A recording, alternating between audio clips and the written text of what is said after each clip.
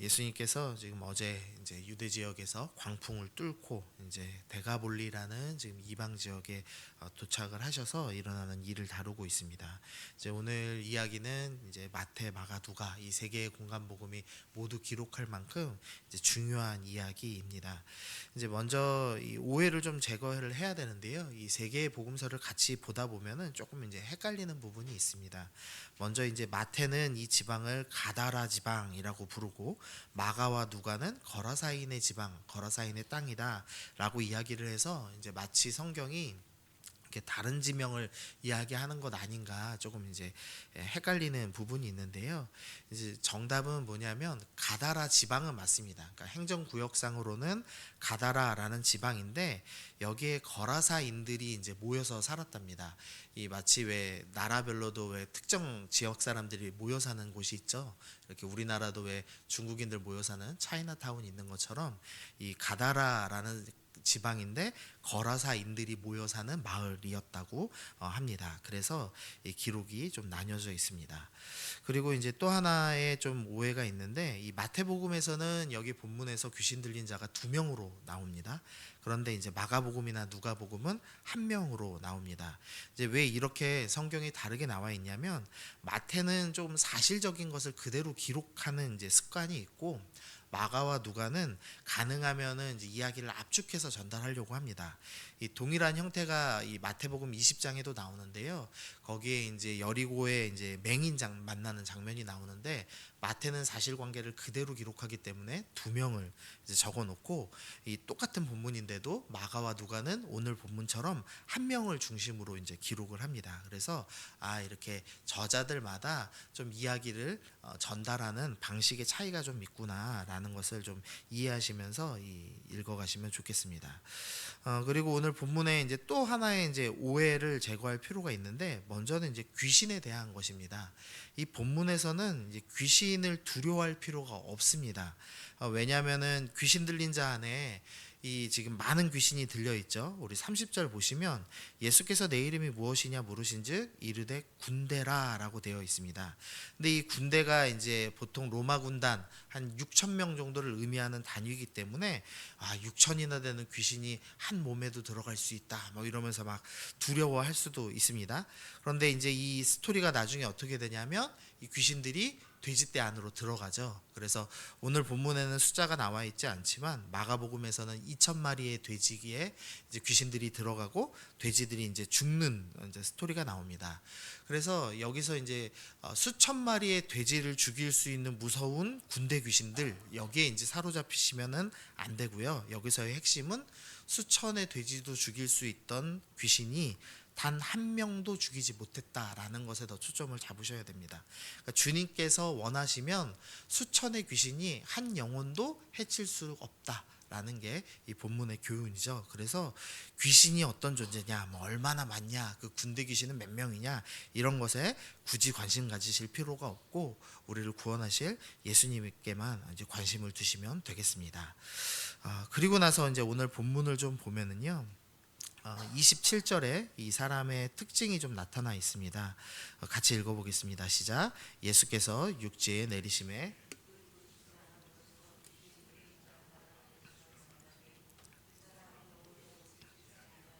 집에 거하지도 아니하고 무덤 사이에 거한 자라. 또 29절에도 그 사람의 특징이 나오는데요. 이 가로친 부분만 보시면 귀신이 가끔 그 사람을 붙잡음으로 그를 쇠사슬과 고랑에 매어 지켰으되 그 맨 것을 끊고 귀신에게 몰려 광야로 나갔더라라고 되어 있습니다. 또 이 누가복음에 없는 좀 특징들도 몇 가지 있는데요. 5가지로 정리를 할 수 있습니다. 먼저는 이 귀신 들린 사람은 무덤에 삽니다. 즉 사람과의 관계가 완전히 끊어져 있다라고 묘사를 하고 있죠. 다음 두 번째로는 고랑과 쇠사슬을 메어도 끊어버린다. 그러니까 사람들이 통제하려고 해도 사람들의 통제를 절대 받지 않는 사람이 귀신 들린 사람이다라고 이야기합니다. 다음 오늘 본문에 나와 있지 않지만 마가복음에서는 늘 소리를 질렀다라는 표현이 있습니다. 남의 소리는 듣지 않고 자기 소리만 외치는 특징을 또 귀신 들린 사람이 갖고 있습니다. 그리고 자기 몸을 해치는 행위를 계속했다라고 이제 마가복음이 또한 설명합니다. 그런데 이 사람의 독특한 특징이 있는데 28절 보시면 예수님에 대한 지식은 있습니다. 중간에 보시면 큰 소리로 불러 이르되 지극히 높으신 하나님의 아들 예수여 라고 하면서 예수님이 어떤 분이신지를 정확히 아는 지식이 있습니다.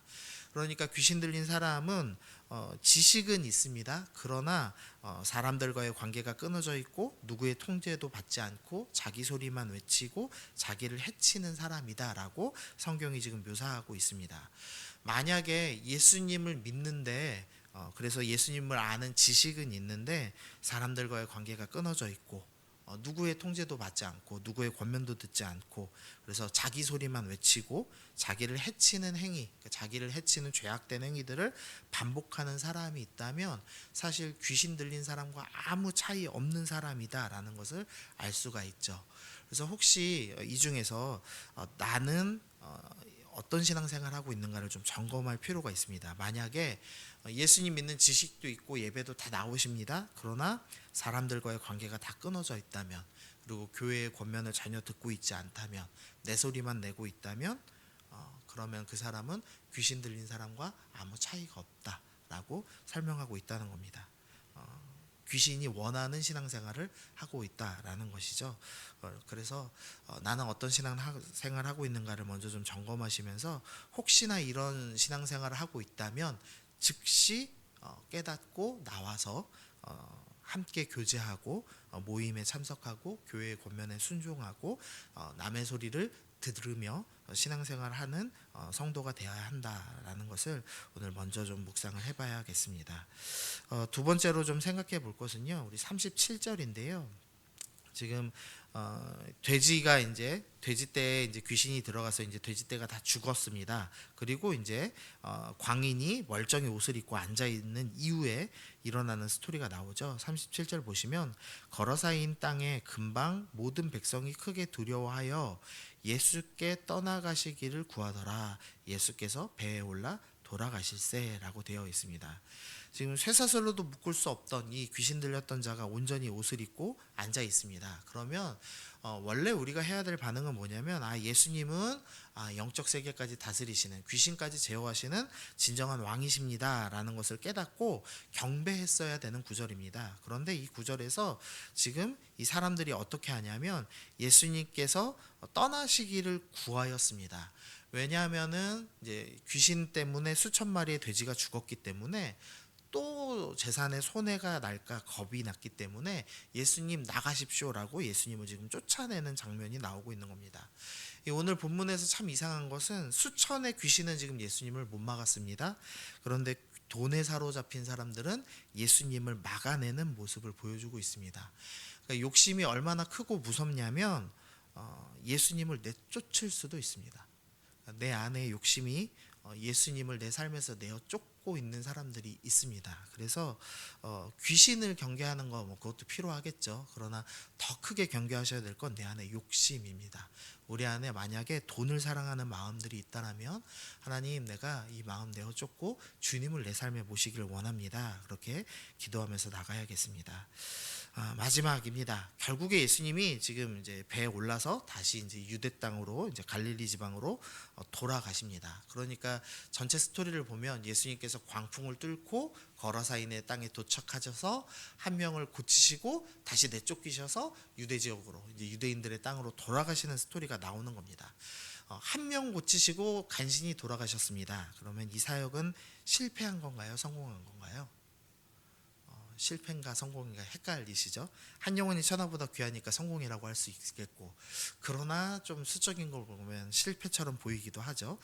도대체 예수님이 이 돈에 사로잡힌 자들이 나가라고 한다고 왜 나가셨을까? 이 정답이 있는데요. 이 지금 이 39절 한번 보시죠. 이 귀신 들린 자에게 귀신 들린 자가 이제 예수님을 쫓아가려고 합니다. 근데 이제 어떻게 얘기하냐면 예수님께서 집으로 돌아가 하나님이 내게 어떻게 큰일 행하셨는지를 말하라. 예수님을 쫓아서 제자가 되고 싶었는데 이 사람을 대가불리에 남겨놓으셨습니다. 그래서 너는 하나님의 큰 일을 말해라라고 합니다. 그러자 이제 39절에서 이 후반부에서 그가 가서 예수께서 자기에게 어떻게 큰 일 행하셨는지를 온 성내에 전파하기 시작했습니다. 그리고 나서 어떤 일이 있냐면 이 마가복음 이제 8장에 가면 다시 예수님이 1년 만에 대가볼리 지역에 도착하셔서 일어나는 스토리가 나옵니다. 어떤 스토리가 나오냐면 칠병이어 스토리가 나옵니다. 이 3일이나 한 예수님의 말씀을 들으면서 굶고 있는 남자만 4천인 이방인 무리들이 모여 있는 장면이 등장하는 겁니다. 그럼 이 3일 동안 굶으면서 말씀을 들으려는 열망을 가진 이 남자만 적어도 4천 명 되는 무리를 누가 전도했을까요? 이 광인이 전도한 겁니다. 예수님께서 1년 동안 대가볼리에서 사역을 하지 않으시거든요. 이 대가볼리에서 이 거라사 광인이 사역하면서 이 일을 행한 겁니다. 예수님께서 이것을 아셨기 때문에 한 명만 고쳐도 충분하다라고 하셔서 맡기신 것이 아니라 기쁨으로 떠나셨다라는 것을 알 수가 있죠. 그래서 우리가 혹시나 아까 우리가 나는 귀신 들린 자와 같은 특징인가를 살펴봤는데 여러분이 혹시나 그런 귀신 들린 자와 같은 특징이 있더라도 두려워할 필요가 없습니다. 왜냐하면 주님께서 그 영혼을 바꾸시면 놀라운 일을 행하실 수 있기 때문이죠. 그래서 내가 변하면 놀라운 일이 일어날 수 있습니다. 주님께서 한 영혼만 붙잡으시면 큰 일이 일어날 수도 있습니다. 그러므로 우리가 두려워하거나 낙심할 필요가 없고 주님 내 삶에 오셔서 나를 고쳐주옵소서 그리고 내가 순종하며 주님의 뜻을 따르겠습니다. 결단하면 좋겠습니다.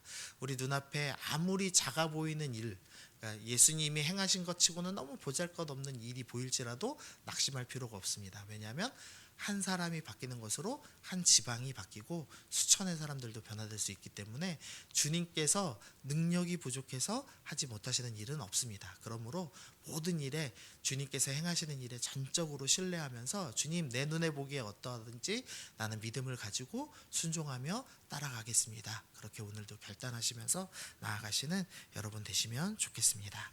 함께 기도하시겠습니다. 주님 오늘 말씀을 통하여서 우리가 은혜를 얻습니다. 혹시나 내가 귀신 들린 자처럼 홀로 독선적인 남의 소리는 전혀 듣지 않고 권면을 듣지 않고 내 소리만 지르며 신앙생활을 하고 있다면 그것이 마귀가 원하는 신앙생활임을 깨닫고 즉시 돌아오는 저희가 될 수 있게 하여 주옵소서. 주님 혹시나 돈에 사로잡혀서 예수님을 내쫓고 있는 것은 아닌지를 생각해보며 내 욕심을 내어놓고 예수님을 내 마음에 모시는 오늘이 되게 하여 주옵소서. 주님 아무리 작아 보이는 일일지라도 주님께서 크게 역사하시는 분이심을 신뢰하며 오늘도 두려워하지 아니하고 작은 믿음의 발걸음 걸어나가는 우리 모두가 되게 하여 주옵소서. 감사드리며 예수님의 이름으로 기도드립니다. 아멘.